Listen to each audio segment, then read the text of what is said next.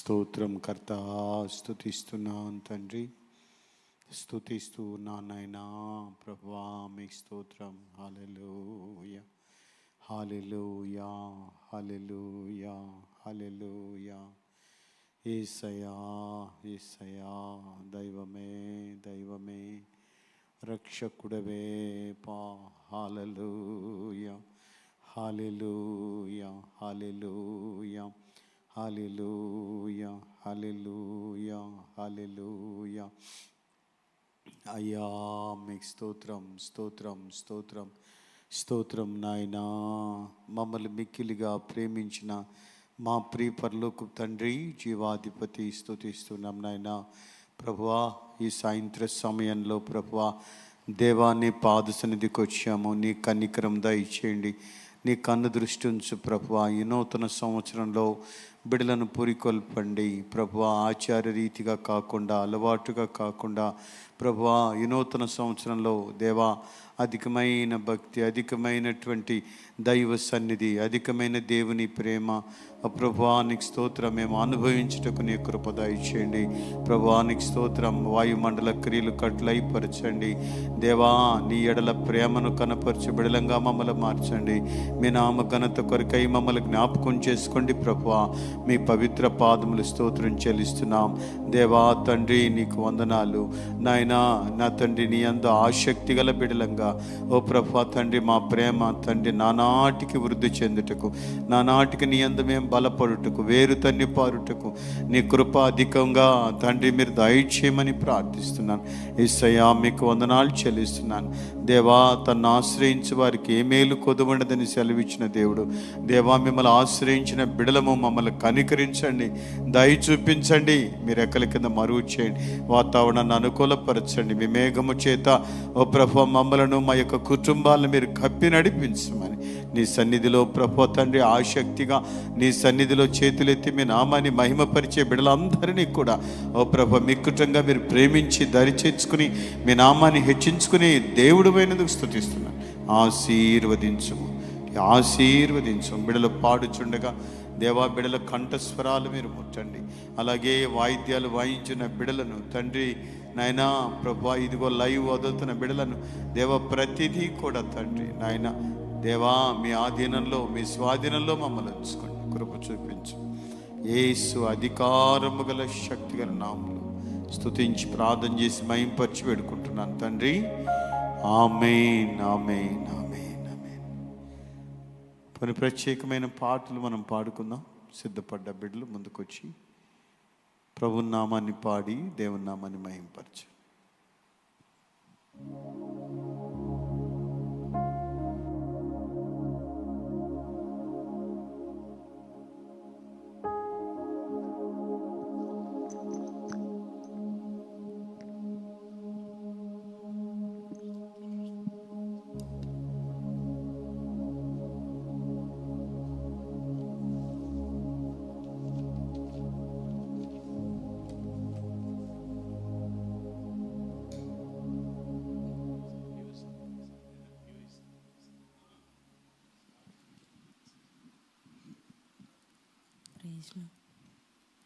Jesus.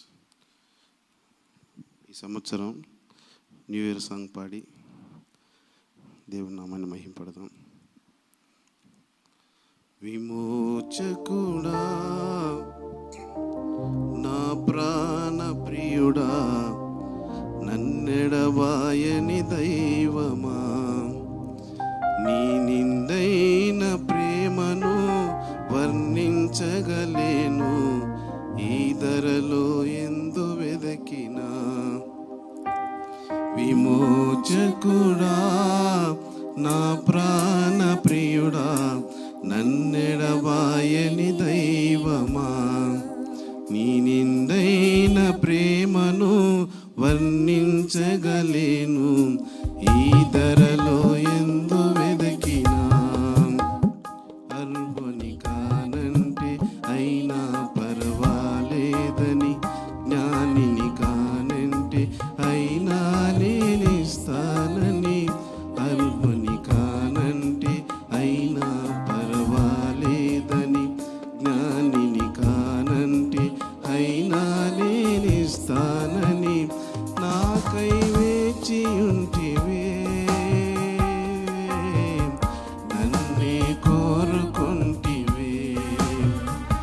నాకై వేచి ఉంటివే, నన్నే కోరుకుంటివే. విమోచకుడా నా ప్రాణ ప్రియుడా, నన్నెడబాయని దైవమా,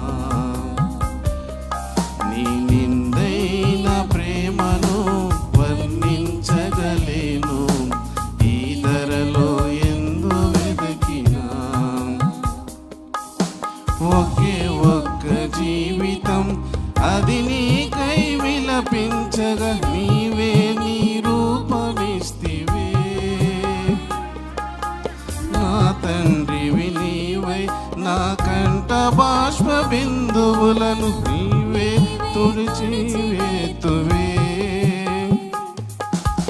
ఒకే ఒక్క జీవితం అది నీకై విలపించగా, నీవే నీ రూపమిస్తివే. నా తండ్రివి నీవై నా కంట బాష్ప బిందువులను నీవే తుడిచివేతువే.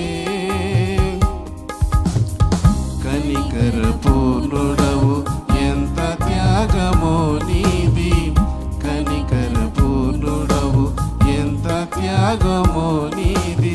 నేను నీకు తోడై ఉందునంటివే, నేను నీకు తోడై ఉందునంటివే. విమోచకుడా నా ప్రాణ ప్రియుడా, నన్నెడబాయని దైవమా, నీ నిండైన ప్రేమను వర్ణించగలేను, ఈ ధరలో ఎందు వెదకినా. నా నీతి సూర్యుడా నీ చేతిలో నేను భూషణ కిరీటమైతిని. యుద్ధ శూరుడవు నీవు, నీ సమమెవరయ్యా, కృపాశక్తినిచ్చి నన్ను నడిపించితివి. నా నీతి సూర్యుడా నీ చేతిలో నేను భూషణ కిరీటమైతిని. యుద్ధ శూరుడవు నీవు, నీ సమమెవరయ్యా, కృపాశక్తినిచ్చి నన్ను నడిపించితివి. కనికర పూర్ణుడవు ఎంత త్యాగమో నీది, కనికర పూర్ణుడవు ఎంత త్యాగమో నీది. నేను నీకు తోడై ఉందునంటివే, నేను నీకు తోడై ఉందునంటివే. విమోచకుడా నా ప్రాణ ప్రియుడా, నన్నెడబాయని దైవమా, నీ నిండైన ప్రేమను వర్ణించగలేను, ఈ ధరలో ఎందు వెదకినా. ఓటికుండనై నన్ను మరువకుండా, నీ భుజమే మోసింది జారకుండా. అద్భుత వరమే నీలో నా జీవితం, ఆహా నా మోక్ష భాగ్యము. ఓటికుండనై నన్ను మరువకుండా, నీ భుజమే మోసింది జారకుండా. అద్భుత వరమే నీలో నా జీవితం, ఆహా నా మోక్ష భాగ్యము. కనికర పూర్ణుడవు ఎంత త్యాగమో నీది,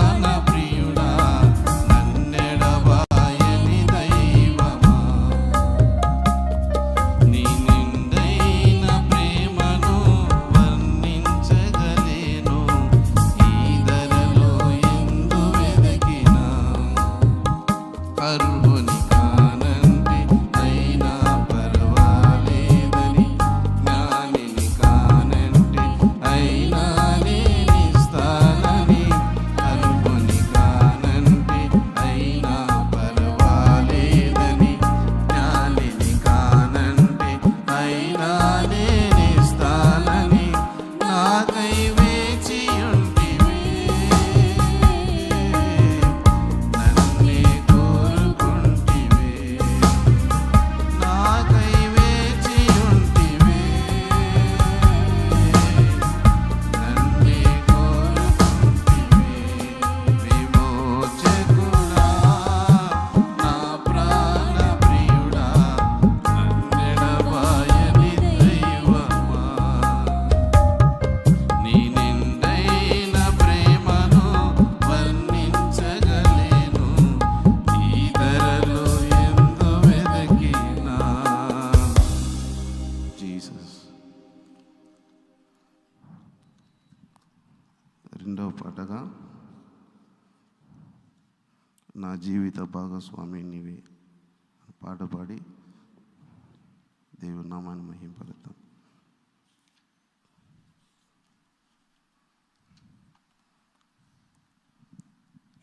నా జీవిత భాగస్వామివి నీవు,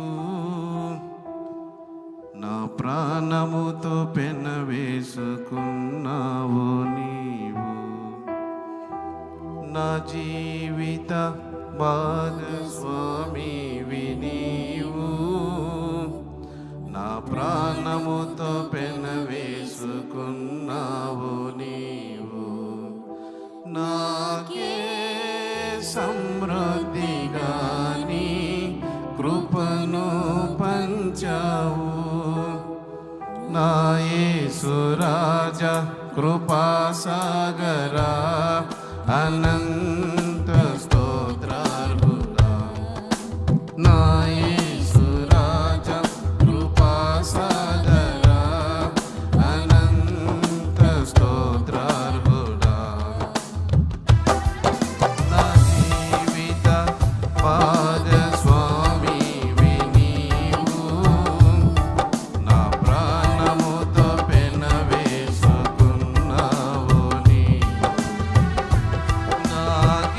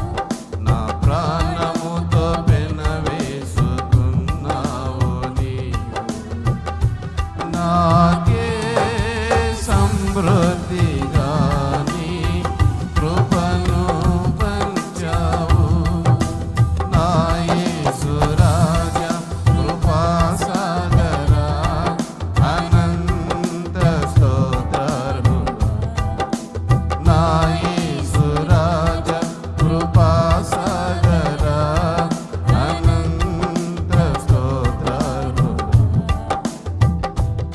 నీ దయగల తలంపులే రూపునిచ్చినవి నీదు హస్తములే నన్ను నిర్మించుచున్నవి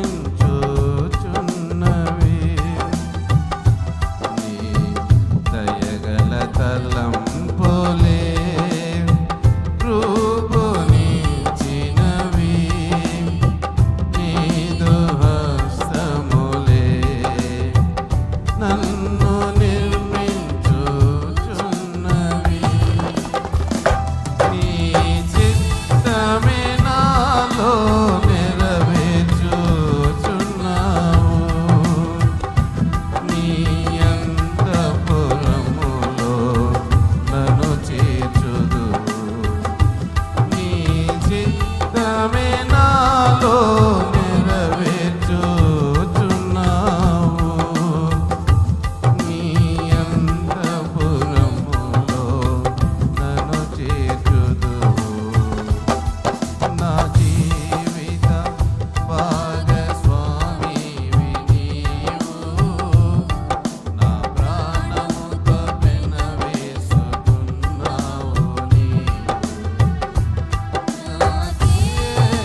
సమృద్ధిగా నీ కృపను పంచావు నా యేసు రాజా కృపా సాగరా అనంత స్తోత్రాలుగా నా యేసు రాజా కృపా సాగరా అనంత స్తోత్రాలుగా నా యేసు రాజా కృపా సాగరా అనంత స్తోత్రాలుగా అనంత స్తోత్రాలుగా అనంత స్తోత్రాలుగా అనంత స్తోత్రాలుగా అనంత స్తోత్రాలుగా ఆమేన్.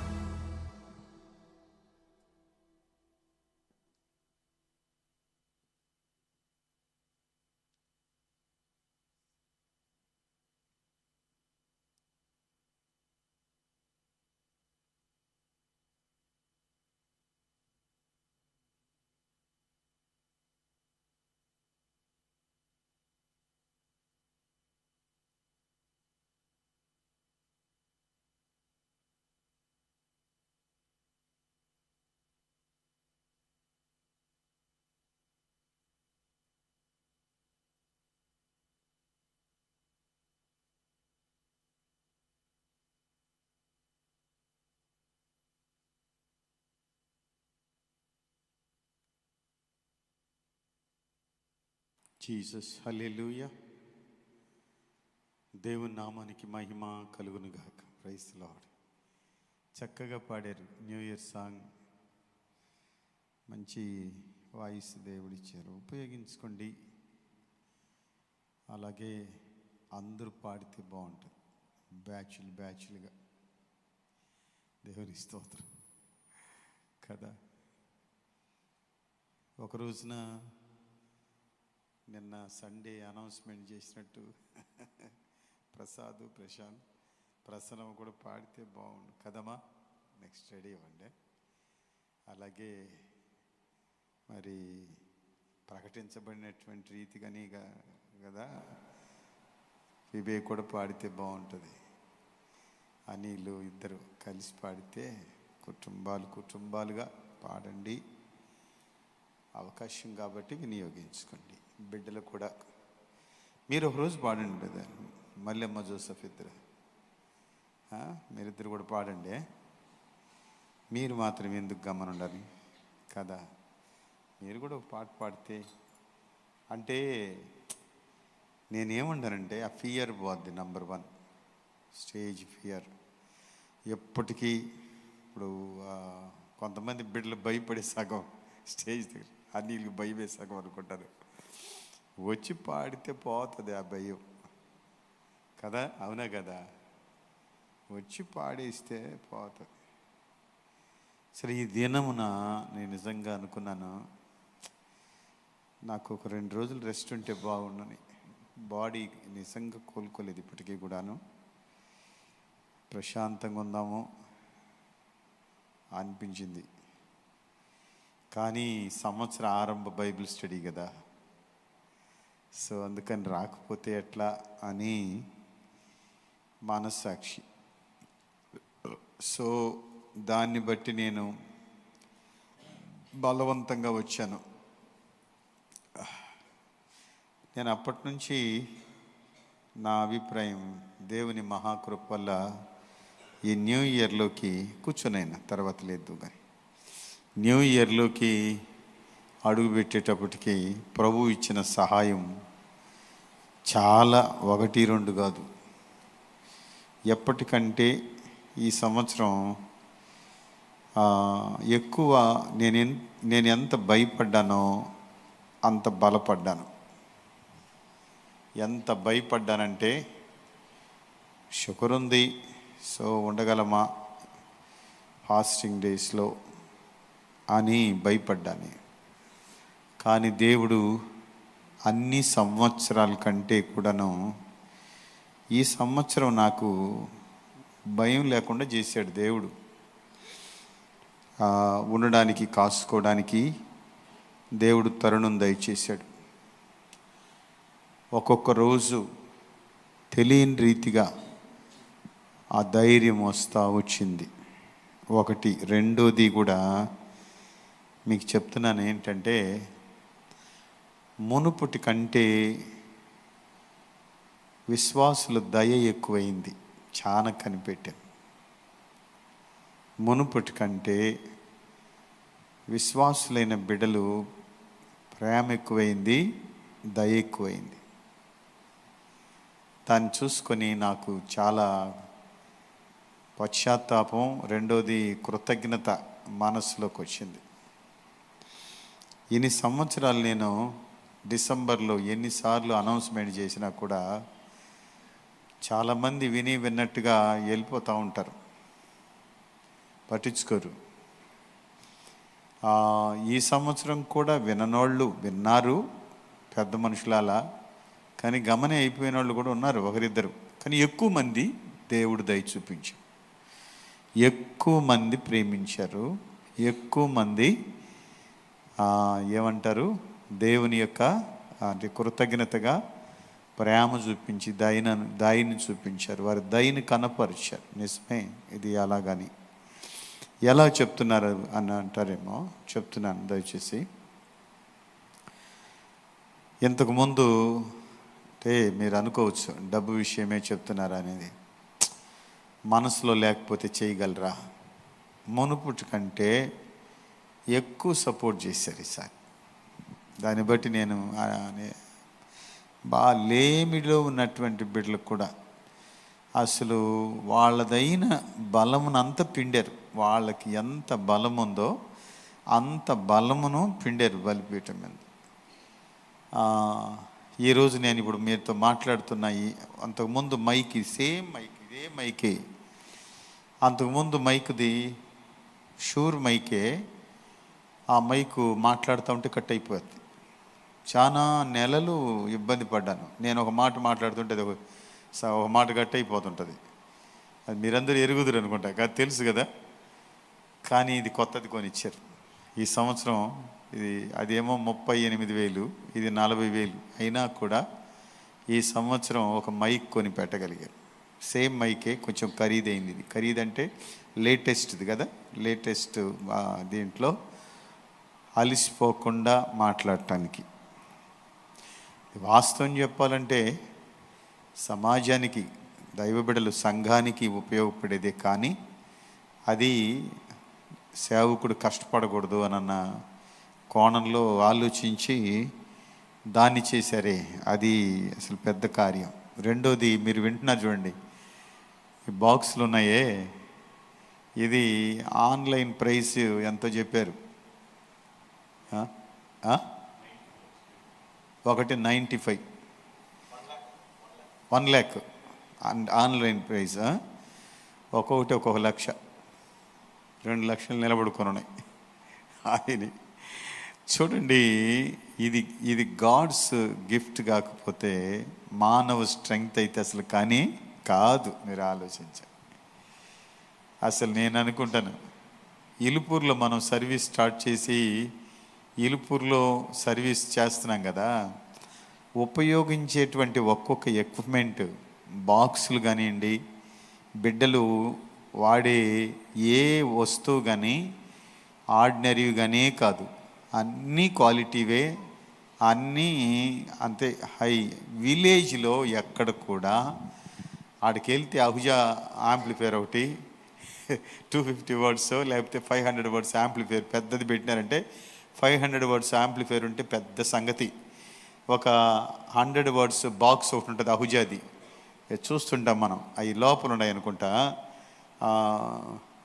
చూస్తుంటాం. ఆ బాక్స్ కానీ ఒకటి లేకపోతే 2 ఉన్నాయి అనుకో సంఘంలో, అసలు చక్రం తిరిగింది అన్నమాట విలేజ్లో ఆ లెవెల్కి. ఈ మధ్యలో డానియల్ వచ్చి ఇదేం చూసి ఒక మాట అన్నాడు, రే జాషువా, డాడీ అహుజా బాక్స్ ఒకటి కొన్నాడు, కొనేసేసి చెక్ చేసేటప్పుడు మమ్మల్ని సౌండ్ చెక్ చేయమన్నాడు. ఆ మూలకు పోయి నిలబడండి, ఏ మూలకు పోయి నిలబడండి అని చెప్పి ఆ సౌండ్ని చెక్ చేసేటప్పుడు టెస్ట్ చేసినట్టురా, అదే అహుజా పోయి ఏమేమో నిలబడుకున్నాయి రా ఇక్కడ అని అలాగా దేవుడు ఈ రోజున మనల్ని ఆధ్యాత్మికంగా, మెటీరియల్గా ఈ లెవెల్కి నిలబెట్టాడంటే అసలు చాలా గ్రేట్, చాలా గొప్ప సంగతి. దానికి అనుగుణంగా బిడ్డలు కోఆపరేట్ అవుతున్నా, దాన్ని బట్టి నేను ప్రభువుకు 2 చేతులు ఎత్తి దేవుని నామాన్ని మహింపరుస్తున్నాను. ఎందుకంటే బిడ్డలు ఆధ్యాత్మికంగా ఎదిగితే కానీ ఇవన్నీ కూడవు. ఆత్మీయంగా ఎదుగుదలలోనే ఉంది రహస్యం అంతా. కాబట్టి దాన్ని బట్టి నేను ప్రభువును స్తుతిస్తున్నాను. సో ఇవన్నీ అనుకున్నప్పుడు కృతజ్ఞతగా దేవుని మహింపరచకుండా ఉండలేం. ప్రభు నామానికి మహిమ కలుగునుగాక. మీ అందరి విషయంలో కూడా ఈరోజు బైబిల్ స్టడీ ఉన్నా నా ఆంతర్యంలో నేను మెడిటేషన్ చేసిన కొన్ని బుక్స్ చదువుతా వస్తా. నేను కొన్ని సందర్భాలు నాకు దొరికినాయంటే దాన్ని వదిలిపెట్టను, ఆ బుక్ని అలాగే పట్టుకుంటా. దాంట్లో చదువుతున్నట్టే అందరికీ కూడా అవసరము అని అనుకుంటే దాన్ని అట్లా ఇంప్లిమెంట్ చేస్తాను. ఈ కడవరి దినాల్లో కడవరి విశ్లేషణ చదువుతూ వస్తున్నా నేను. కడవరి దినాల్లో మనం ఎలా ఉండాలి?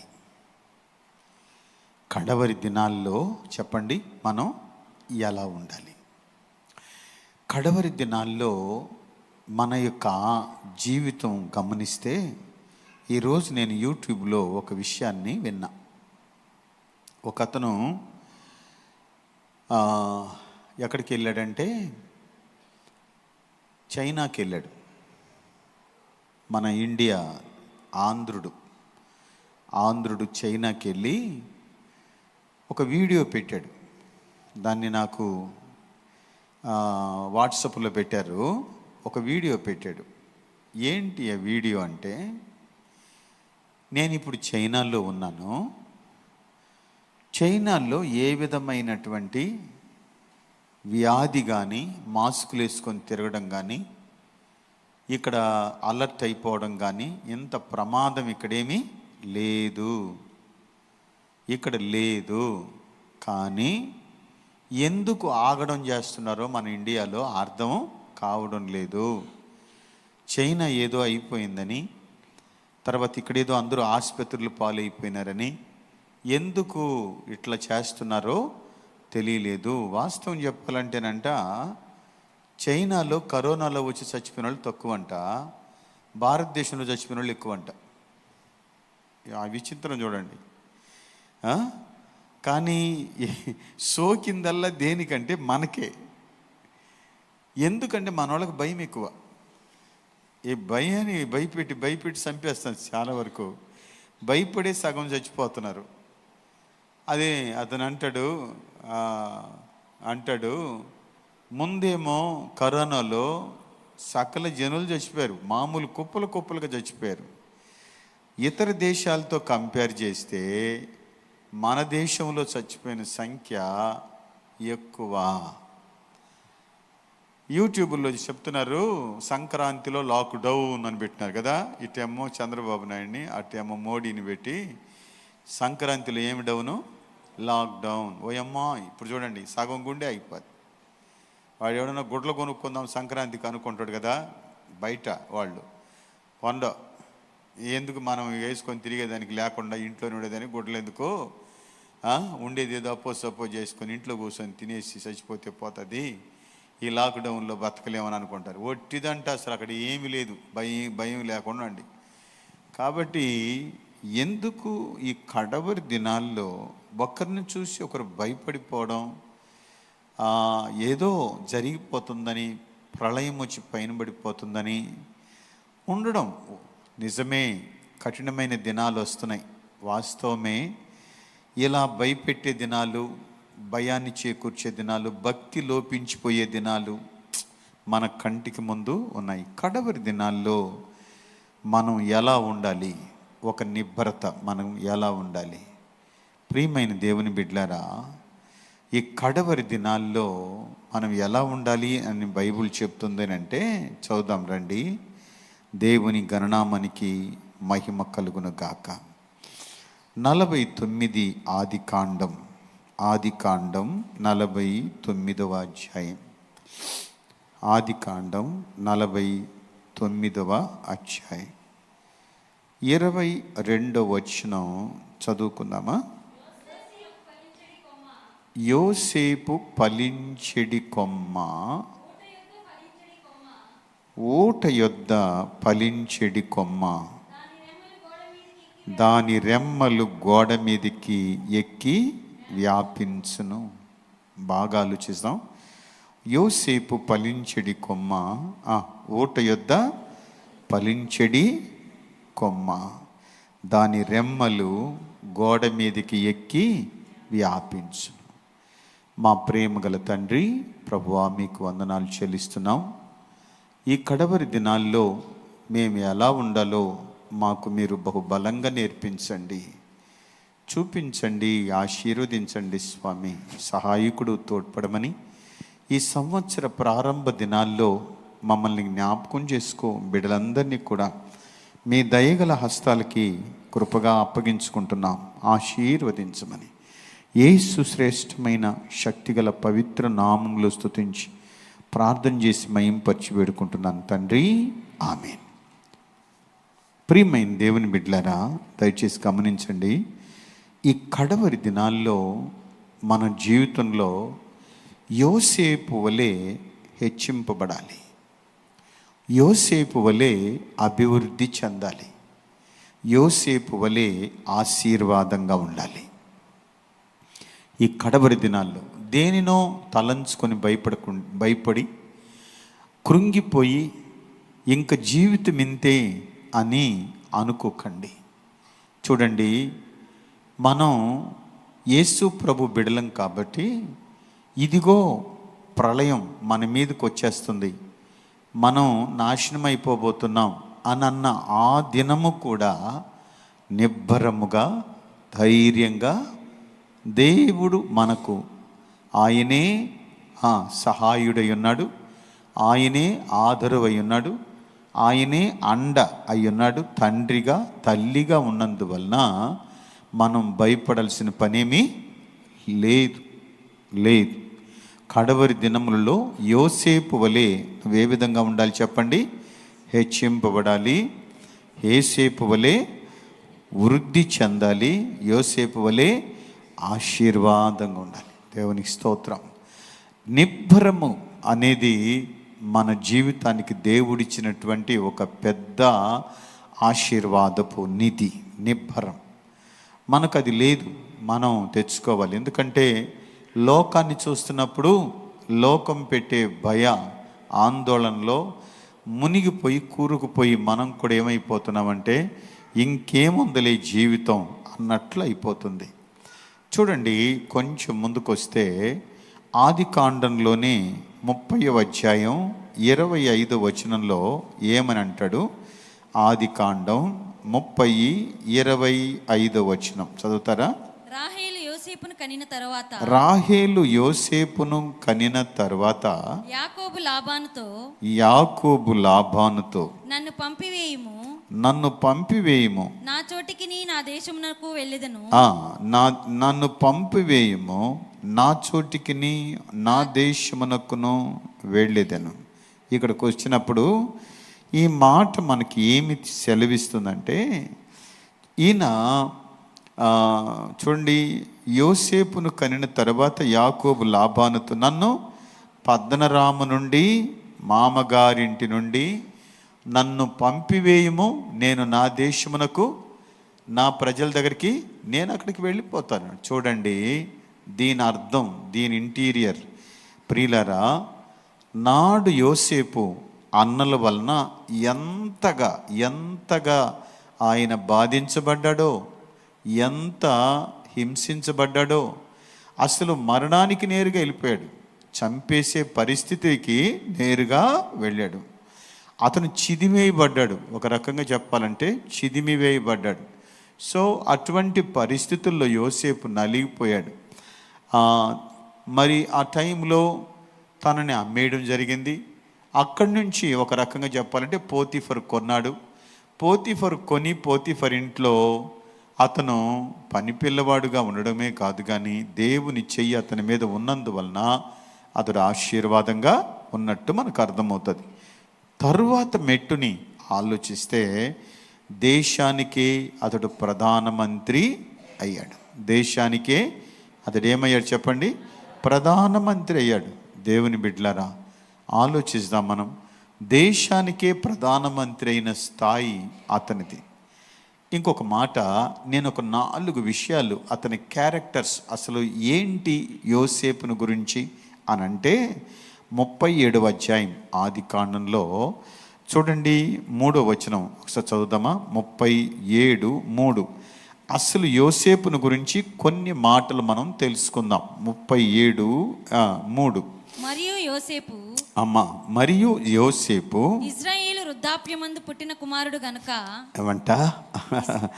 ఇశ్రాయేలు వృద్ధాప్యమందు పుట్టిన కుమారుడు గనుక తన కుమారులందరికంటే ఎక్కువగా అతన్ని ప్రేమించి. చూడండి, అంటే తండ్రి చేత ప్రేమించబడిన కుమారుడు, తండ్రికి ప్రియమైన కుమారుడు.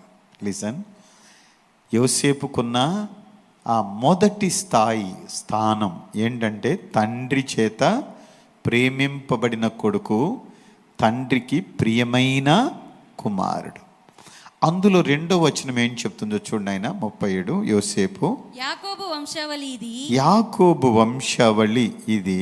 యోసేపు 17 వాడై, యోసేపు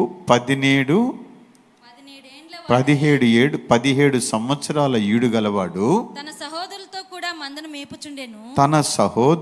కూడా మందను మేపుచుండెను. అతడు చిన్నవాడై తన తండ్రి భార్యలైన బిల్హా కుమారుల యొద్దను జిల్ఫా కుమారుల యొద్దను ఉండెను. అప్పుడు యోసేపు వారి చెడుతనమును గూర్చిన సమాచారం వారి తండ్రి యొద్దకు తెచ్చుచుండువాడు. కాబట్టి రెండవది, అతని విషయంలో మనం గమనిస్తే అన్నదమ్ముల చేత ద్వేషింపబడేటువంటి ఒక వ్యక్తి. అసలు యోసేపుకున్న అసలు బెస్ట్ క్యారెక్టర్ ఏంటి? క్యారెక్టర్ అంటే అన్నలు ద్వేషించినా, దూషించినా, ఏం చేసినా అన్నల విషయం మాత్రం తప్పిదాన్ని దాచిపెట్టే లక్షణం అతని దగ్గర లేనే చెప్పండి, లేదు. అన్నోళ్ళు ఏం చేసినా ఎవరి దగ్గరికి వెళ్ళిపోతుంది న్యూస్? నాన్న దగ్గరికి వెళ్ళిపోద్ది. అన్నోళ్ళు ఏం చేసినా, డాడీ అన్న పెద్దోడి పని చేశాడు, రెండో అన్ని పని చేశాడని టకా అని వాళ్ళ అన్నోళ్ళందరూ చేసే పనులు, చేసేటువంటి చెడుని ఎవరికి చెప్పేవాడు? తన తండ్రి యాకోబు చెప్పేసేవాడు. దానిని బట్టి అన్నదమ్ములు అతన్ని ఏం చేసేవాళ్ళు చెప్పండి? ద్వేషించారు. మనం కూడా కొన్ని విషయాల్లో పట్టుదలగా, కొన్ని విషయాల్లో ఖచ్చితంగా ఉన్నప్పుడు అందరికీ గిట్టం కదా. అందరూ మనల్ని సంతోషించరు, గిట్టదు మనం. ఎందుకంటే కొంచెం ఖచ్చితత్వం అనేది మనస్సు ఉన్నప్పుడు ఏమవుతామంటే, ఖచ్చితత్వం లేనటువంటి చెడు మనస్సు ఉన్నటువంటి వారు నిన్నేం చేయలేరంటే సమ్మతించలేరు. అట్లని చెప్పి మనం వాళ్ళ యొక్క చెడుతనాన్ని మనం ఏమి చేయకూడదు అంటే సమర్థించకూడదు. సమర్థిస్తే యోసేపు వలె మనం ఏమి కాలేమంటే హెచ్చింపబడలేము, యోసేపు వలె వృద్ధి చెందలేము, యోసేపు వలె ఆశీర్వదించబడలేము. మనలను హెచ్చించాలన్నా, వృద్ధి చేయాలన్నా, ఆశీర్వదించాలన్నా మనుషులు కాదు, ఎవరు? దేవుడే. ఆయన దృష్టికి నీవు, నేను, మనం ఒకవేళ ఇతరులు నచ్చినా నచ్చకపోయినా, మెచ్చినా మెచ్చకపోయినా ఉన్నది ఉన్నట్లుగా చెప్పడానికి మనం సిద్ధపడాలి, తర్బీదవ్వాలి. దేవునికి స్తోత్రం కలుగునుగాక. ఇప్పుడు చెప్పండి, 2 క్యారెక్టర్స్ చెప్పాను. ఒకటి తండ్రి చేత ప్రేమించబడిన వాడు, తండ్రికి ప్రియమైన కుమారుడు. రెండవది అన్నదమ్ముల చేత ద్వేషింపబడినవాడు. మూడవది అతని క్యారెక్టర్లో చూస్తే 45 ఆదికాండంలో 45 అధ్యాయము 45 వచనం చదువుతారా? 45 లేదు, 40 కాదండి, కాదు. ఓకే, ఒక్క నిమిషం.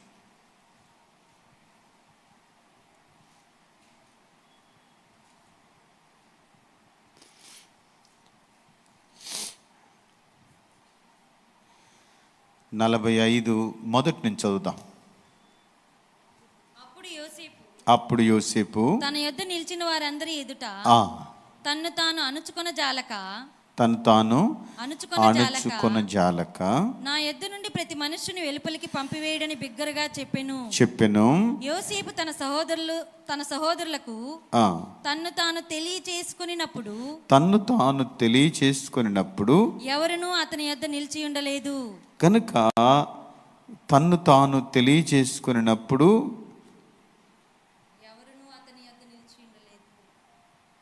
ఎవరును అతని యొద్ద చదువమ్మా, ఇంకా చదువు. అతడు ఎలుగెత్తి ఏడవగా ఐగుప్తీయులను ఫరో ఇంటివారు వినిరి. అప్పుడు యోసేపు నేను యోసేపును నా తండ్రి ఇంకా బ్రతికి ఉన్నాడా అని అడిగినప్పుడు అతని సహోదరులు అతని సముఖమందు తొందరపడి అతనికి ఉత్తరం ఇయ్యలేకపోయిరి. సో ఇక్కడ మనం అర్థం చేసుకోవలసినటువంటి మొదటి మాటల్లో ఉన్న రహస్యం ఏంటంటే, తాను ఎడబాసి దూరంగా ఉన్నప్పటికీ కూడా తన రక్త సంబంధులను మరువలేని మనసు అతనికి ఉన్న. ఆ తరువాత మనసు ఏంటంటే, తన రక్త సంబంధులను చెప్పండి మరువలేని మనసు. సో ఈ క్యారెక్టర్ చాలా గొప్పది. తన రక్త సంబంధుల్ని, అన్న, తర్వాత అక్క, చెల్లి, తమ్ముడు, తర్వాత చిన్నాన్న, పెదనాయన, తర్వాత బిడ్డలు. చూడండి, బ్లడ్ రిలేషన్షిప్ని ఏమి చేసుకోలేకపోయాడు అంటే మరిచిపోలేకపోయాడు.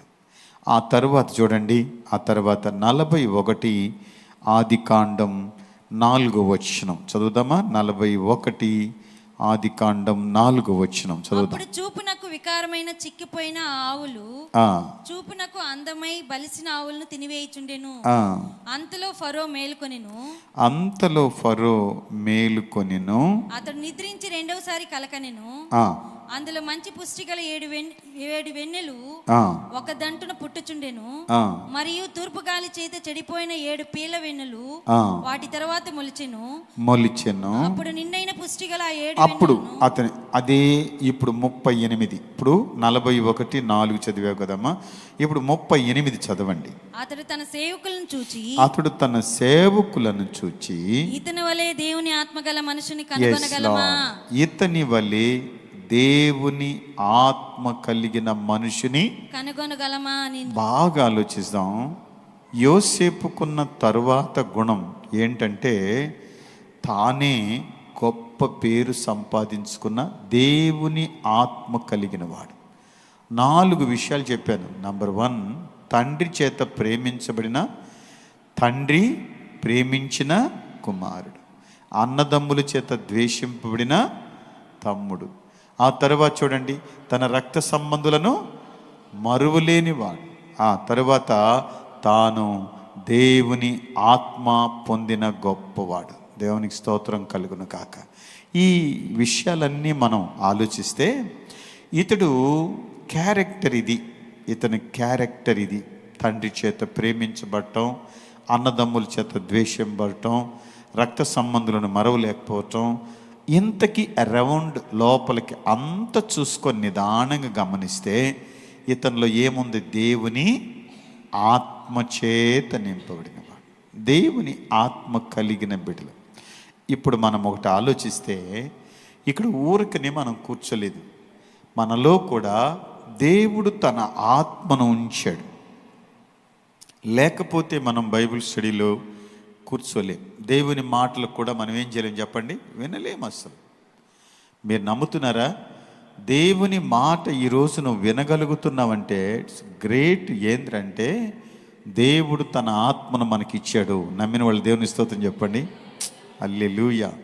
చూడండి, ఈ లోకంలో మనం ఒక సపరేట్ ప్రత్యేకమైన కడవరి దినములలో నీవు నేను ఎలా ఉండాలంటే హెచ్చింపబడాలి, నీవు నేను ఎలా ఉండాలంటే వృద్ధి చెందాలి, నీవు నేను ఎలా ఉండాలంటే ఆశీర్వాదంగా ఉండాలి, నిబ్బరత ఆశీర్వాదంగా ఉండాలి. యోసేపు ఫలించెడి కొమ్మ, ఓట యొద్ద ఫలించెడి కొమ్మ. యోసేపు ఫలించడానికి గల కారణం తండ్రి చేత ప్రియమైన కుమారుడిగా ఎంచబడ్డాడు. ఖచ్చితంగా అతడు ఉండబట్టి అన్నదమ్ముల చేత ద్వేషించబడ్డాడు. తాను తన రక్త సంబంధుల్ని మరవలేకపోయాడు. దేవుని ఆత్మ చేత నింపబడ్డాడు. బాబా, ఇది అతని యొక్క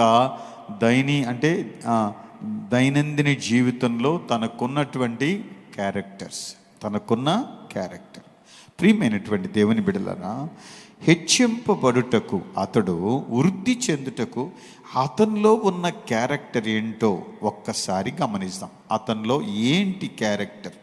39 ఆదికాండం, తనలో ఉన్న క్యారెక్టర్ ఏంటో ఆదికాండము 39వ అధ్యాయం 9వ వచనం చదువుదామా?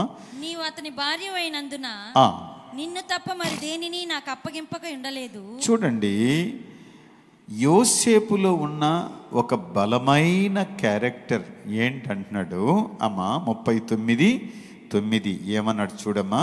నీవు అతని భార్యవైనందున నిన్ను తప్ప మరి దేనిని నాకు అప్పగింపై ఉండలేదు. కాబట్టి నేనెట్లు ఎంత ఘోరమైన దుష్కార్యము చేసి దేవునికి విరోధముగా పాపము కట్టుకుందునని తన యజమానుని భార్యతో అనేను. ఈ మాటను బట్టి మనం ఏమని చెప్పగలం? అతడు బాల్యము నుండి దేవుని భయము భక్తి కలవాడు. వండర్ఫుల్. అతడికి బాల్యము నుండి ఏముంది చెప్పండి? అతడు వృద్ధి చెందడానికి మొట్టమొదటి మెట్టు ఏంటంటే అతనికి దేవుని భయం ఉంది. అదే మాటని మనం ఇంకొంచెం 42వ అధ్యాయం ఆదికాండంలోని 18వ వచనంలో ఏమంటాడు? 42:18లో ఏమంటాడు? ఒకసారి చూడు తల్లి. మూడవ దినమున యోసేపు వారిని చూచి నేను దేవునికి భయపడువాడను. ఏమంటాడు? నేను దేవునికి భయపడువాడను.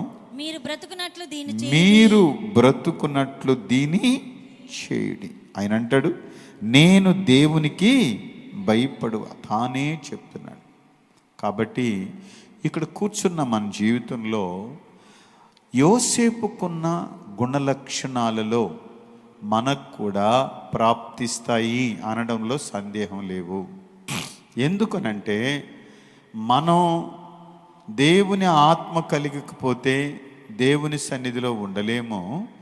దేవుని ఆత్మ ఉంది కాబట్టి సులభంగా దేవుని యొక్క సన్నిధిలో మనం ఏం చేయగలమంటే దేవునికి భయపడే లక్షణాన్ని తెచ్చుకోగలం. ఇది సాధ్యం. హల్లెలూయా. ఇది సాధ్యం. ఇది ఎవరికి సాధ్యము కాదు అని మీరు అనుకోవద్దు. సాధ్యము కాదని అనుకోకండి. దేవుని బిడ్డలారా, కొంచెం అభ్యాసము కూసు విద్య. చూడు, అతడు అంటున్నాడు, చూడు, కొంతమంది ఏమంటారు, ఇప్పుడు చిన్న విషయం చెప్తాను. చిన్న పిల్లలు స్కూల్కి వెళ్తున్నారు, పుస్తకం దొంగిలించకూడదు, పుస్తకం వేరే వాడిది తీసేసుకోకూడదు, లేకపోతే పెన్ను వేరే వాడిది తీసేసుకోకూడదని వాళ్ళకి తెలుసు. కానీ ఏం చేస్తారు, ఈడు కంటే మంచిది వేరే వాడి దగ్గర ఉండింది అనుకోండి, దాన్ని ఎట్టయినా తీసేసుకోవాలన్న ప్రయత్నంలో ఉంటాడు, దాన్ని ఎట్టయినా కొట్టేయాలి అని దాంట్లో ఉన్నప్పుడు చూడండి, కొట్టేసి సైలెంట్గా ఉంటారు. పిల్లకాయల తత్వం అదే. ఇలా కూర్చొని అలవాటు అయ్యారనుకోండి, చిన్నపిల్లలు పేరెంట్స్ దగ్గర కూర్చొని అలవాటు అయ్యారనుకోండి, అట్లా చేస్తున్నోడిని చూస్తే కూడా తట్టుకోలేరు వీళ్ళు. మీకు అర్థమైందా? అట్లా చేస్తున్న వాళ్ళని చూస్తే కూడా తట్టుకోలేరు. ఏం చేస్తారంటే, చూడు వాడు చేయకూడదు కదా, వాడు చూడు పెన్ను దొంగిలించాడు, వాడు చూడు పుస్తకం దొంగిలించాడు, పలానా వాళ్ళది తీసేశాడు, ఇది తప్పు కదా. ఇంట్లో వచ్చి రిపోర్ట్ కూడా చేస్తారు, పలానా వాడు ఈ విధంగా దొంగిలించాడు, అది తప్పు కదా మమ్మీ, అది తప్పు కదా డాడీ. పిల్లలకి అది అవగాహన అవుతుంది కానీ కొన్ని కంట్రోల్ కాలేరు, కొంత అర్థం కాలేదు. అలా అభ్యాసం చేస్తుంటే దేవుని సన్నిధికి తీసుకొని వచ్చి వాక్యం వినిపించి, చూడు నైనా దేవుని యొక్క వాక్యం చూడు అని మనం మోడల్గా వాళ్ళ దగ్గర నడుచుకుంటూ ఉంటే, వాళ్ళ దగ్గర మాట్లాడుతూ ఉంటే ఆటోమేటిక్గా వాళ్ళకి ఆ ఫియర్, ఆ అట్మాస్ఫియర్ వచ్చేస్తుంది. ఆ దైవ భయము అనేటువంటి వాతావరణము వాళ్ళకి వచ్చేస్తుంది. దేవుని ప్రేమించాలి, దేవుని సన్నిధిలో నడుచుకోవాలి. బాల్యము నుండి బాలుడు నడవలసిన త్రోవ వానికి నేర్పము, పెద్దవాడైనప్పుడు దాని నుండి తొలగిపోడు. కాబట్టి చిన్నతనము నుండి అభ్యాసం చేస్తూ రావడంలో ఎంత ఉపకారం ఉందో చెప్పలేం. ఎంత ఉపకారమో ఒక్కసారి చెప్పండి. అదే హెచ్చింపబడడానికి, అదే వృద్ధి చెందడానికి, అదే తను ఆశీర్వదించబడడానికి ఒక పెద్ద మార్గం అవుతుంది తన జీవితంలో. లైఫ్లో వృద్ధి చెందడానికి అదే పెద్ద మార్గం. బిడ్డలు, మీరు ఆలోచించండి. దేవుడు మిమ్మల్ని దీవించుగాక. కాబట్టి సాయంత్రం సమయంలో ఆశీర్వాదానికి దేవుడు వేసిన మెట్టుని మనం గమనించవచ్చు. సామెతలు 8వ అధ్యాయం 13వ వచనంలో ఏం మాట్లాడతాడంటే, సామెతలు 8వ అధ్యాయం 13వ వచనం చదువుతారా త్వరగా? యెహోవా యందు భయభక్తులు కలిగి ఉండుట చెడుతనమును అసహించుకొనుటయే. చూడండి, ఇప్పుడు ఏమంటాడంటే, ఒకటి నేర్పించామనుకోండి, దేవుని యందు భయభక్తి అంటా వచ్చాడు అనుకోండి, ఆటోమేటిక్గా ఆడు ఏమి చేయలేడంటే, చెడుతనము చేయలేడు, అబద్ధం ఆడలేడు, దొంగతనం చేయలేడు, రకరకాలుగా లోపల మనసులో దాచుకోలేడు. ఇది చిన్నప్పటి నుంచి అభ్యాసం చేయించవలసినది. యెహోవా యందు భయభక్తులు కలిగిడుట చెడుతనమును అసహించుకొనుటయే. కాబట్టి ఆలోచిస్తే ఇలాంటివి చేయుట బాల్యము నుండి దేవునికి భయభక్తి కలిగి నడుచుకొనుట. దేవునికి భయభక్తే వారి అభివృద్ధికి చూడండి, పునః ప్రారంభం అంటే మరి ఆరంభమెట్టు అని చెప్పొచ్చు. రెండవదిగా మనం గమనించండి, ఇది చాలా ప్రాముఖ్యం. దేవుని యందు భయభక్తి అనేది మొదటి మెట్టు అయితే, రెండవ మెట్టు ఏంటంటే చూడండి, 39వ అధ్యాయంలోకే వెళ్దాం. మళ్ళా 5, 6 వచనాలు చదవండి, చాలా ఇంపార్టెంట్ ఇది. అతడు తన ఇంటి మీదను, అతడు తన ఇంటి మీదను, తనకు కలిగినది అంతటి మీదను, తనకు కలిగినది అంతటి మీదను, అతన్ని విచారణకర్తగా నియమించిన కాలం మొదలుకొని, అతనిని విచారణకర్తగా నియమించిన కాలం మొదలుకొని, విచారణకర్తగా అతనిని నియమించిన కాలము మొదలుకొని, యెహోవా యోసేపు నిమిత్తము, యెహోవా యోసేపు నిమిత్తము ఆ ఐగుప్తీని ఇంటిని ఆశీర్వదించెను. యెహోవా ఆశీర్వాదం ఇంటిలోనేమి, యెహోవా ఆశీర్వాదము ఇంటిలోనేమి, పొలములోనేమి, అతనికి కలిగిన సమస్తము మీదను ఉండెను. అతడు తనకు కలిగినదంతయు యోసేపు చేతికి అప్పగించి, తాను ఆహారము తినుట తప్ప తనకి ఏమి ఉన్నదో ఏమి లేదో విచారించిన వాడు కాడు. యోసేపు రూపవంతుడును సుందరుడునై ఉండెను. ఈ విషయాన్ని గమనించినప్పుడు నాకు ఆశ్చర్యం ఏంటంటే, అతడు ఒక గృహ నిర్వాహకుడుగా నీతి న్యాయాలతో ప్రవర్తించాడు. ఎట్లా ప్రవర్తించాడు చెప్పండి? అతడు ఒక గృహ నిర్వాహకుడుగా నీతి న్యాయములతో చెప్పండి ప్రవర్తించాడు. బిడ్లరా, ఆలోచిస్తాం. ఇప్పుడు ఒక కంపెనీలో ఎన్నో వందల మంది పనిచేస్తుంటారు కదమ్మా. కంపెనీ యొక్క అంటే విశాలతను బట్టి, పెద్ద కంపెనీ అయితే ఎక్కువ మంది ఉంటారు, చిన్న కంపెనీ అయితే తక్కువ మంది ఉంటారు. ఎంతమంది కంపెనీలో పనిచేసినా నువ్వు సపరేట్. ఎంతమంది కాలేజీలో చదువుతున్నా నువ్వు సపరేట్. ఎంతమంది ఊర్లో ఉన్నా నువ్వు సపరేట్. ఎంతమంది ఇంట్లో ఉన్నా నువ్వు సపరేట్. నీ వలన కాలేజీలో ఉంటే కాలేజ్, కంపెనీలో ఉంటే కంపెనీ, లేదా ఇంట్లో ఉంటే ఇల్లు, ఊర్లో ఉంటే ఊరు, మన వలన ఆ ప్లేస్కి ఒక బ్లెస్సెడ్ ఆశీర్వాదం రావాలి. కొంతమంది తండ్రులు అంటుంటారు, నా కూతురు పుట్టినప్పటి నుంచి నాకు చాలా కలిసి వచ్చిందిరా అంటే వాళ్ళకి తెలియదు పాపం. కొన్ని విషయాలు ఆచార్య రీతిగానే వేస్తుంటారు కదా.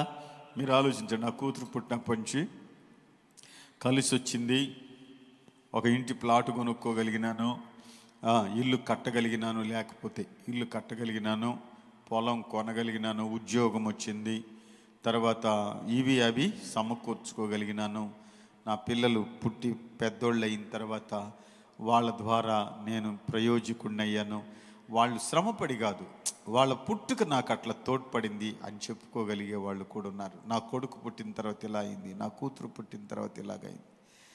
ప్రియమైన దేవుని బిడ్డలారా, నేను అంటాను, మన పుట్టుక ఒక ఆశీర్వాదకరమైన పుట్టుక. మనం శాపగ్రస్తంగానే పుట్టాము అనుకోండి, క్రీస్తు రక్తం మనల్ని విమోచించింది కదా, క్రీస్తు ఆత్మ మనల్ని విమోచించింది. బాల్యము నుండి మనము భయభక్తిగా పెరిగిన ఆ భయభక్తి మనల్ని ఏం చేస్తూ వచ్చిందంటే మంచి గృహ నిర్వాహకునిగా తయారు చేసింది. ఎటువంటి గృహ నిర్వాహకునిగా? మంచి గృహ నిర్వాహకునిగా, నమ్మకమైన గృహ నిర్వాహకుని. కొంతమంది ఏదైనా ఇంట్లో లేక సంఘములో పని అప్పగించామే అనుకోండి, చూడండి, యథార్థంగా ఉండేవాళ్ళు ఉంటారు, యథార్థం లేని వాళ్ళు ఉంటారు. కొంత జరుగుతుంటుంది నష్టం, కానీ చెప్పరు. కొంత లోపల నష్టమే జరిగిపోతుంటుంది, బట్ చెప్పరు. వాళ్ళు నీతిగల గృహ నిర్వాహకుడని ఎలాగ అంటాం మనం చెప్పండి?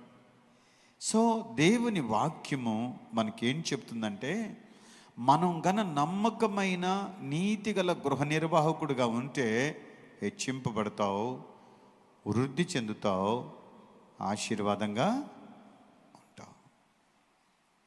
నీ ఆశీర్వాదం ఎక్కడుందంటే మీ నమ్మకత్వంలో, మీ నీతిగల గృహ నిర్వాహకత్వంలో. నిజంగా నేనంటాను, యజమానుడు ఎంత ముష్కరుడైనా మన నమ్మకత్వాన్ని మనం కాపాడుకోవాలి. లోకాన్ని మనం వెంటనే నీతిగా తీర్చలేము. వాడు అంతే, వాడికి అట్నే చేయాలి కాదు, అనవసరం. వాడికి అట్నే చేయడానికి లాంటి వాడు అయిపోయినావా? వాడేదో ముష్కరుడు, లోకస్తుడు, తెలివి లేనోడు, వాడికి దైవ జ్ఞానం లేదు, దైవనీతి లేదు. మరి నువ్వు దేవుని నీతి కలిగిన బిడ్డవు కదా, నువ్వు దేవుని యొక్క ప్రేమ కలిగిన బిడ్డవు కదా, చిన్నతనము నుండి భయభక్తులతో పెరిగిన బిడ్డవు కదా. కాబట్టి వాడికిలాగా మనం విజృంభించేస్తా, వాడి వలన వాడికి నష్టపరుస్తూ వస్తే చూడండి, చూసే దేవుడు నువ్వు నమ్మకమైన గృహ నిర్వాహకుడిగా నాకు కనబడడం లేదు తప్పకుండా అంటాడు. పేతురులో వ్రాయబడింది, 1 పేతురు 4వ అధ్యాయం 10వ వచనం చదువుతామా? 1 పేతురు 4వ అధ్యాయం 10వ వచనం చదువుతామా? నానా విధమైన దేవుని కృప విషయమై మంచి గృహ నిర్వాహకులై ఉండి ఒక్కొక్కడు కృపావరం పొందిన కొలది, అమ్మా ఒక్కొక్కడు కృపావరము పొందిన కొలది ఒకనికొకడు ఉపచారం చేయుడి. ఏమి గృహ నిర్వాహకుడు? అందరూ వస్తారు, ఎవరి పాటికోళ్ళు వెళ్ళిపోతారు. ఎవరి పాటికోళ్ళు శుద్ధులేనా? మేము నీతిగా ఉన్నాము, మా నీతి ఇంకెవరికి లేదు అనుకుంటే ఎట్లా చెప్పండి? నేనేమంటానంటే, నువ్వు నీతిగా ఉన్నావు, నీతిగల గృహ నిర్వాహకుడివి, నీతిగల గృహ నిర్వాహకురాలు అయితే నీవు కూర్చుని మెడిటేషన్ చేసే ఈ స్థలానికి కృతజ్ఞుడుగా ఉండాలి. ఇది మన జీవితాన్ని మార్చే స్థలం, ఇది మన భవిష్యత్తును మార్చే స్థలం, మన బ్రతుకుల్ని మార్చే స్థలం. సో దీనికి మనం దోహదం కల్పించడం అంటే, గృహం అంటే ఇదే కదా. దీంట్లో అన్యాయం జరిగిపోతుంటే చూసి ఊరుకుంటామా? ఎంత ఘోరం ఇది. అందుకు హెబ్రీ పత్రిక 3:2 మోషేను గురించి ఏమని రాస్తాడు చూడండి. మోషేను గురించి హెబ్రీ 3:2 ఏమంటాడు? దేవుని ఇల్లంతటిలో మోషే ఎట్లున్నాడంట? దేవునికి ఒకసారి చెప్పండి, దేవునికి స్తోత్రం చెప్పండి. దేవుని ఇల్లంతటిలో మోషే ఎట్లా ఉన్నాడు? నమ్మకం. దేవా, నీ ఇంటిలో నేను కూడా నా వంతు నమ్మకత్వాన్ని కాపాడుకుంటాను. చెప్పండి, నా వంతు న్యాయం చేస్తా. చాలామంది కాపురం ఎట చేస్తారంటే, ఏదో కట్టుకున్నాను భర్తని, ఆడికి తాడు తెంపకపోతే ఎట్ట, కాబట్టి కట్టుకున్నవాడు తాడు వాడికే తెంపాలి, కాబట్టి ఏదో నామకార్థంగా కాపురం చేసి వదిలిపెడుతుండా అన్నట్టు కాపురాలు చేసేవాళ్ళు కూడా ఉంటారు. ఈ తాగుబోతుడితో ఏగలేకపోతున్నామే, ఏం చేసేది, ఏదో కర్మజాలకు వచ్చి పడిపోయినాయి ఈ కొంపలో, ఏదో కట్టుకున్నాను, ఇక నేం చేసేది, నా కర్మ, వాడు బతుకున్నంత వరకు వాడు తాడు వాడికి తెంపేదానికి కాసుకున్నానని అన్నవాళ్ళు నా చెవితో విన్నా నేను కొంతమంది. అది కాపురం అనరు, దాన్ని కాపురం అనరు. అది కాపురం చేసే విధానం కూడా కాదే. ఒకవేళ వాడు తాగుబోతుడై ఉండొచ్చు, వాడు నీ జీవితానికి వచ్చాడు, జీవితంలోకి వచ్చిన తర్వాత నీ నీతి ఎక్కడా, నీ పవిత్రత ఎక్కడా, నీకున్నటువంటి ఉన్న నమ్రత, బుద్ధి, స్వభావం ఎక్కడా? కాబట్టి ఆలోచించాలి. మోషే దేవుని ఇల్లంతట్లో నమ్మకస్తుడు. నేనేమంటానంటే, ఎన్ని లోపాలున్నా, ఎన్ని కష్టాలున్నా, ఎన్ని నష్టాలున్నా ఇంట్లో ఒకరినొకరు మనం సర్దుకోవాలి. ఇంట్లో ఒకరిని అన్నని, అక్క, చెల్లి, తమ్ముడు లోపల ఇంట్లో సర్దుబాట్లు ఉంటాయి కదా. ఇంట్లో సర్దుకుని ఒకరినొకరు ప్రేమించుకుని, అన్న అయితే అన్న, అక్క అయితే అక్క, చెల్లి అయితే చెల్లి, నాన్న అయితే నాయన, అమ్మ అయితే అమ్మ, ఇలా కుటుంబంలో ఉండే నలుగురికి ఒకరికి ఒకరు పొంతన, ఐక్యత అనేది చాలా ఇంపార్టెంట్. ఎప్పుడు ఇంట్లో నువ్వు ఐక్యంగా ఉంటావో ఆటోమేటిక్గా నీకుండే గుణం చర్చిలోకి వచ్చినా కూడా అదే పనిచేస్తుంది. అవునా కదా? చర్చిలోకి వచ్చినా కూడా చెప్పండి, అదే పనిచేస్తుంది. ఇంట్లో ఒక రకంగా, ఈదులో ఒక రకంగా ఉండదు. అది ఇంట్లో ఉన్నట్టే ఈదులో ఉంటుంది. కాబట్టి బిడ్డలరా, మీరు ఆలోచించండి.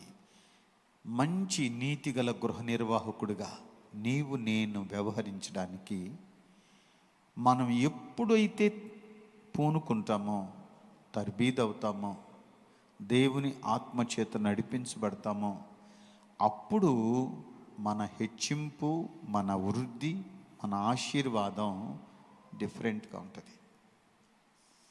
ఆమేన్. ప్రభువా, నీ ఇంట్లో నేను కొరతను చూసి తట్టుకోలేను ప్రభువా. నీ ఇంట్లో లోటును చూసి నేను తట్టుకోలేను. నీ ఇంట్లో ఉన్న ఆ అవినీతి సంబంధమైన కార్యాలను చూసి తట్టుకోలేను. నేనంటాను, ఒకవేళ నువ్వు చేయలేని కార్యం, దాని రిపేర్ నువ్వు చేయలేవు అనుకోండి, నీ వల్ల కాదు. అలాంటప్పుడు ప్లీజ్ నేను రిక్వెస్ట్ చేస్తున్నాను, ఏమని తెలుసా? సంఘ కాపరినిగా ప్రేయర్ చేయండి. బలంగా నీ ప్రార్థన, నువ్వు నిత్యము కూర్చుని వాక్య బోధన వినే ఈ ఇల్లు, అది ఒక బలమైన దైవ ఆత్మతో నింపబడిన ఇల్లు. ఈరోజు నువ్వు ఆత్మతో అభిషేకం పొందుకున్నావు అని అంటే, ఆత్మలో ఆనందిస్తున్నావంటే, ఇది దేవుడు అనుగ్రహించినటువంటి ఆపర్చునిటీ, అవకాశం కదా. అసలు అంత గొప్ప శ్లాఘ్యతని మనం మనస్సులో తృణీకరిస్తే నమ్మకమైన గృహ నిర్వాహకులు ఎప్పటికీ కాలే.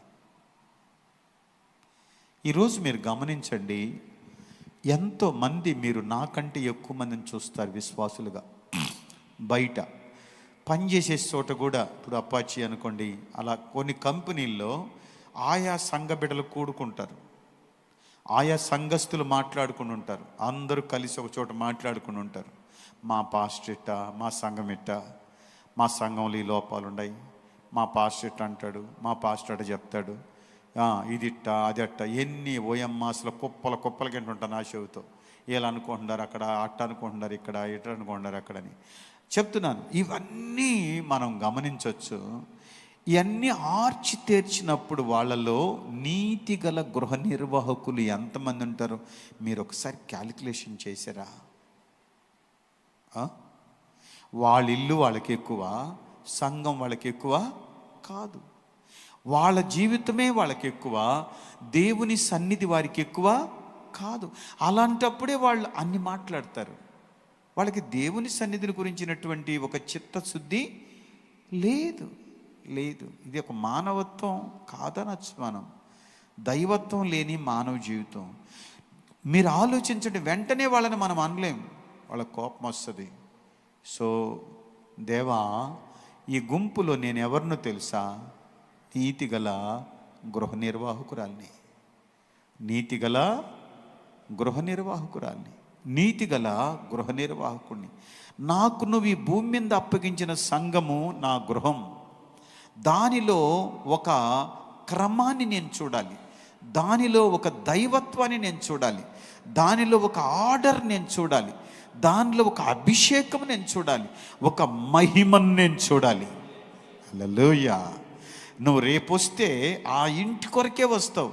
ఆ ఇంటి మీద నువ్వు ఎంత కనుదృష్టి ఉంచావో, అక్కడ చేయబడు ప్రార్థనల మీద కనుదృష్టి ఉంచావంట కదా, అక్కడ మొరపెడితే వింటానన్నావు కదా, దాని గురించి ఇంత ఎలాకోలంగా మాట్లాడుతున్నారే, వీళ్ళందరూ నమ్మకమైన గృహ నిర్వాహకులు అంటావా? ఆలోచించారా? వీరెప్పుడు హెచ్చింపబడతారు? వీరెప్పుడు వృద్ధి చెందుతారు? వీరెప్పుడు ఆశీర్వాదంగా ఉంటారు? నేను ఒక మాట అంటాను, దేవుని బిడ్డలారా, అతడు నీటి కాలువల యోరన నాటబడినదై ఆకు వాడక తన కాలమందు ఫలమిచ్చు చెట్టు వలె ఉంటాడు. అతడు చేయనదంతయు నీటి కాలువల యోరన, సంఘ పరిధిలో నాటబడితే. 92వ కీర్తన 12వ వచనంలో కూడా ఈ మాటే మనం చదవగలం కదా. నీతిమంతులు ఖర్జూరు వృక్షం వలె మొవ్వు వేదురు, లెబనోను మీద దేవదారు వృక్షాల వలె ఏమవుతారంట, వారు ఎదుగుదురు. యెహోవా మందిరములో నాటబడిన వారై వారు మన దేవుని ఆవరణంలో, దేవుని స్తోత్రం చెప్పండి ఒకసారి. కాబట్టి మనకెందుకు వృద్ధి లేని మాటలు, మన వృద్ధి పొందలేని మాటలు మనకెందుకు, మనము హెచ్చింపబడలేని మాటలు మనకెందుకు, మనం ఆశీర్వాదాన్ని పోగొట్టుకునే మాటలు మనకెందుకు. మనం ఆశీర్వదింపబడే మాటలు, మనం హెచ్చింపబడే మాటలు, మనం వృద్ధి చెందే మాటలు ప్రభు కోరుకుంటున్నారు. వారు దేవుని ఆవరణలో నాటబడిన వారై వృద్ధి చెందుతారు. గనుక బిడ్లారా ఆలోచిస్తాం, ఇది పరలోక దేవుని గృహం. ఇందులో మనమందరము కూర్చొని ఏమి చేస్తున్నాం? ఆరాధిస్తున్నాం, వాక్యం వింటున్నాం, బలం తెచ్చుకుంటున్నాం, ధైర్యపడుతున్నాం, అభిషేకం పొందుకుంటున్నాం, రక్షింపబడుతున్నాం. ఎందరో వచ్చి గాయపడ్డ వాళ్ళు ఆదరవు పొందిపోతున్నారు. అబ్బా, ఈ ఇంటిని ఇంకా బలపరచాలి. నేను చెప్పండి, ఈ ఇంటిని ఇంకా బలపరచాలి. నా దేవుడు సంచరించాలి, నా దేవుడు అడుగులు కనపడాలి, నా దేవుని మహిమ కనపడాలి, నా దేవుని యొక్క సన్నిధి ఉండాలి. ఇది నాకు కావాలి ప్రభువా, ఇది నాకు కావాలి, నా వెనకటి తరానికి కావాలి, నాకు కావాలి, నా వెనకటి తరానికి కావాలి. నా పిల్లలు మోకాళ్ళేసి అభిషేకం పొందుకునే స్థలం ఇది నీ పరలోకపు గృహం. దీనిలో నేను నీతి గల గృహ నిర్వాహకునిగా మార్చబడుతున్న కాక, నమ్మకమైన గృహ నిర్వాహకునిగా మార్చబడుతున్న కాక. దేవుని బిడ్డ, మనం ఆ రీతిగా ప్రయాసపడి ముందుకి కొనసాగుదాం. ఇలా చెప్పుకుంటూ వెళితే ఎంతో దూరం వెళ్ళొచ్చు, కానీ మిగిలిన సబ్జెక్టు నెక్స్ట్ నేను మీకు తెలియజేస్తున్న సమయం లేదు. కాబట్టి ఈరోజున నేను ముగించిన ఈ మాటలో, బాల్యము నుండి యోసేపు దేవుని యందు ఎటువంటి వాడు చెప్పండి? భయభక్తులు కలిగిన వాడు. ప్రియులరా, రెండవదిగా అతడు ఒక నీతి గల మంచి గృహ నిర్వాహకుడు. నువ్వు ఎలా సాధించగలవో, నువ్వు ఎలా దాన్ని సంపాదించుకోగలవో, నువ్వు ఎలా నడికట్టు కట్టుకోగలవో అర్థమైందా? ఒక ఆత్మీయ బిడ్డగా నీకున్న ఆ త్యాగం మనకు ఏ విధంగా దీన్ని మనం నిలబెట్టుకోగలం? నేను అంటుంటాను, కొన్ని విషయాలు గమనించండి. కొంతమంది ప్రసంగంలో వింటుంటారు, కొంతమంది ఈ చివరి నుంచి ఆ చివరి వరకు కూర్చొని ఉంటారు. నేను ప్రతి మనిషిని గమనిస్తూ ఉంటాను. కాపర్ని కదా, నాకు ఆ లక్షణాలు. ప్రతి మనిషిని ముఖంలో ముఖం పెట్టి, కళ్ళలో కళ్ళు పెట్టి చూస్తూ. కొంతమంది ఎలా ఉంటారంటే, మీకు అర్థం కావాలి, కొంతమంది ఎలా ఉంటారంటే వింటారు, ఏమీ పట్టించుకోరు. కానీ కొంతమంది చేస్తారు కూడా. ఏదైనా అవసరత ఉంటే సపోర్ట్, బ్రదర్స్ కూడా కొంతమంది సపోర్ట్ చేస్తారు, బట్ తృప్తిగా ఉండరు. దేవుని సన్నిధిలో ఎలాగుంటారు చెప్పండి? తృప్తిగా ఉండరు. అది నాకు చాలా విచారం. నువ్వు ఎంత చేసినా దేవుని ఇంటిని గూర్చి తృప్తి నీకు లేకపోతే దానివల్ల నీకు ప్రయోజనం లేదు.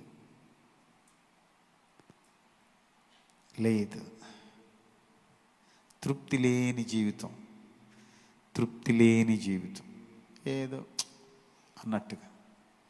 అది చాలామంది నేను చూశాను. ఇదేంద్ర ఇది సావు ముఖం వేసుకొని తృప్తి లేకుండా ఇలాంటి మాటలు, అవి కూడా కొన్ని ఇసిరిపారేసినట్టుంటాయి అన్నమాట.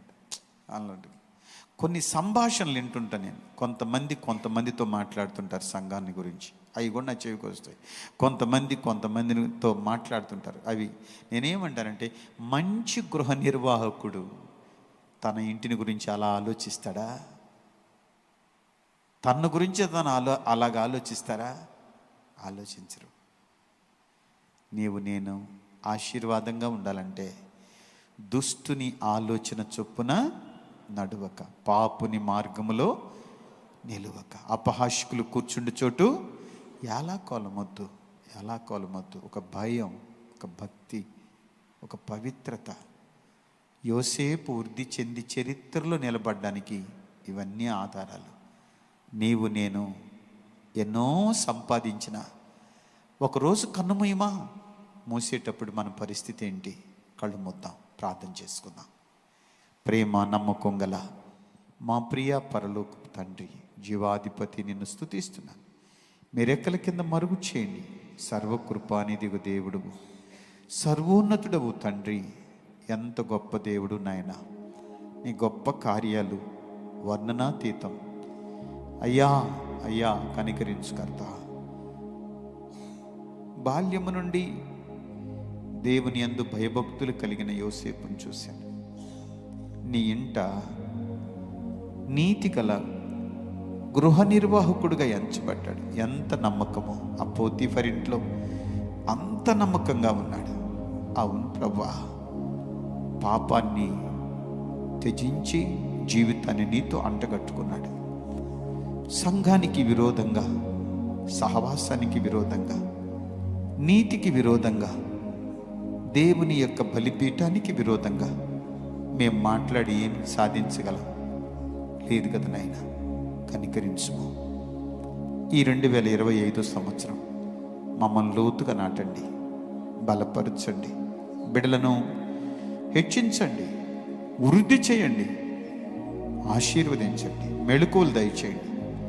దైవాభిషేకం బిడల మీదకి తీసుకురండి. సర్వోన్నతుని శక్తి బిడలను కమ్ముకున్నట్లు సాయించండి. కృపని ఆశీర్వదించు.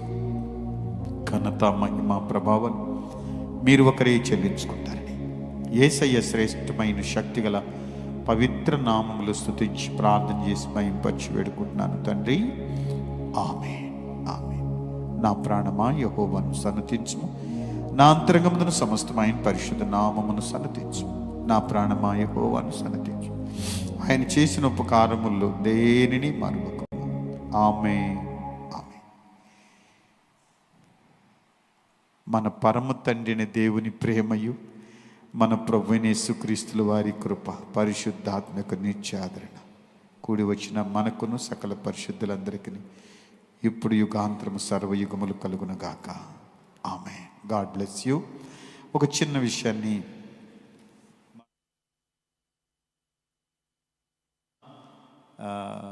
ఈ సమయంలో ఒక చిన్న birthday cake cutting. So Sudha, Deepika అమ్మ